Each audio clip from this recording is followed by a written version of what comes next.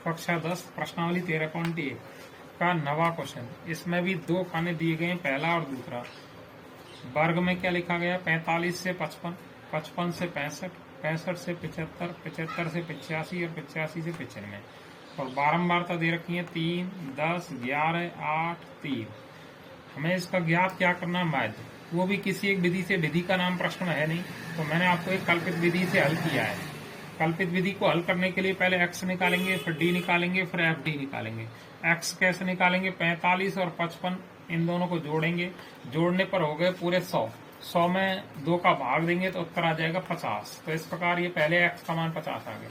अब इनका अंतर देख लेते हैं। इनका अंतर है 10, अगले वालों का भी 10, उससे अगले का भी 10, उससे आगे भी 10, उससे आगे भी 10। सबका अंतर 10-10 है, तो इस कारण मैंने 50 में 10 जोड़ दिया, 60 हो गया। 60 में 10 70 हो गया, 70 में 10 80, 80 और 10 90। अब डी निकालेंगे। डी के लिए पहले ए मानना पड़ेगा। मैंने यहाँ लिख दिया, माना कि ए बराबर 50। एक्स की सारणी में से ए मानेंगे। तो ध्यान रखना, कोई जरूर नहीं है अपन पहली जो मानी है उसी को ए माने, किसी को भी ए मान सकते हैं। प्रश्न में आ जाए लिखा हुआ तो उसी को लेना अनिवार्य है। तो इस पूरी सारणी में से अब इस 50 को घटाना है, तब ये वाली बनेगी। तो 50 में से 50 घटाएंगे तो 0, 60 में से 50 घटाएंगे तो 10, 70 में से 50 घटाएंगे तो 20, 80 में 50 घटाएंगे 30 और 90 में 50 घटाएंगे 40। अब एफ डी, एफ और डी का मतलब पहले वाले खाने, एफ का और डी का इनका गुणा करना है। तो 3 का गुणा 0 से किया तो 0, 10 गुणा 10 100, 11 गुणा 20 तो 11 गुणा 22 220 आ गया। 3 गुणा 8 गुणा 30 तो 8 3 24 240, 3 गुणा 40 तो 3 चौका 12 120 हो गया। अब सिग्मा एफ डी कर दिया इनका योगफल। तो 0 की 0, 2 और 4 6, 6 और 2 8, कोई हासिल नहीं है। तो 2 और 1 3, 3 और 2 5 और 1 6, तो 680 आ गया। अब यहाँ सिग्मा एफ कर लिया। 3 और 10 13, 13 और 11 24, 24 और 8 32 और 3 35। तो सिग्मा एफ बराबर 35 हो गया। अब माध्य का सूत्र ले लिया, ए प्लस सिग्मा एफ डी बटे सिग्मा एफ। ए का मान था 50 प्लस सिग्मा एफ डी का मान 680 बटे सिग्मा एफ का मान 35।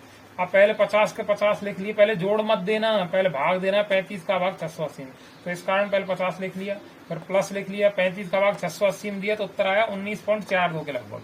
अब इस 19.42 को 50 में जोड़ देंगे तो उत्तर हो जाएगा 69.42। तो इस प्रकार ये आपका नवा सवाल हो गया। अब 13.2, मैंने यहाँ नंबर नहीं डाला है। 13.2 का पहला सवाल, इसमें माध्य और बहुलक दोनों चीज ज्ञात करवाएं। तो मैंने माध्य के लिए अभी ज्ञात नहीं किया, पहले बहुलक ज्ञात कर दिया है। बहुलक के लिए हमारे पास दो चीज का होना अनिवार्य है। नंबर 1 सतत वर्ग होना चाहिए, नंबर 2 बारंबारता होनी चाहिए। सतत वर्ग क्या है? 5 से 15, तो ये 15 से स्टार्ट होना चाहिए। ये मत सोचना कि ये 15 तो यहाँ अगर 16 हो गया तो ये गलत है। फिर अंतर अलग अलग हो सकता है। 5 से 15, 15 से 25, 25 से 35, 35 से 45, 45 से 55 और 55 से 65। और एफ दे रखी है 6, 11, 21, 23, 14 और 5। बहुलक ज्ञात करने के लिए और को खाने की आवश्यकता नहीं होती, सिर्फ 2 ही चाहिए, सतत वर्ग और बारंबारता, वो है ही। तो सबसे पहले छांटना है बहुलक वर्ग। बहुलक वर्ग किसे कहते हैं उसे छांट लो पहले एक बार। सबसे बड़ी बारंबारता हमारे पास दे रखी है 23, उससे बड़ी कोई है ही नहीं। तो ठीक उसका जो संगत वर्ग है वो आपका बहुलक वर्ग है। तो बहुलक वर्ग हो गया 35 से 45। और इसकी जो निम्न सीमा है उसे लोअर डिवीजन कहते हैं। तो इस कारण एल का मान हो गया 35 और इनका जो अंतर होता है उसे हाइट यानी एच का मान हो गया 10। ये दो चीज हो गई, ध्यान रखना। बहुलक वर्ग की निम्न सीमा एल है और इनका अंतर एच है। अब F1 क्या थी? सबसे बड़ी बारंबारता F1 है, 23 है। ठीक उससे पहले जो लिखा हुआ है, ध्यान रखना, उससे पहले चाहे कितना भी लिखा हुआ है वो F0 है। और F1 के बाद वाली जो लिखी हुई है वो F2 है। यानी तीनों लगातार होंगी, ये F1, ये F0, ये F2 लगातार होंगी।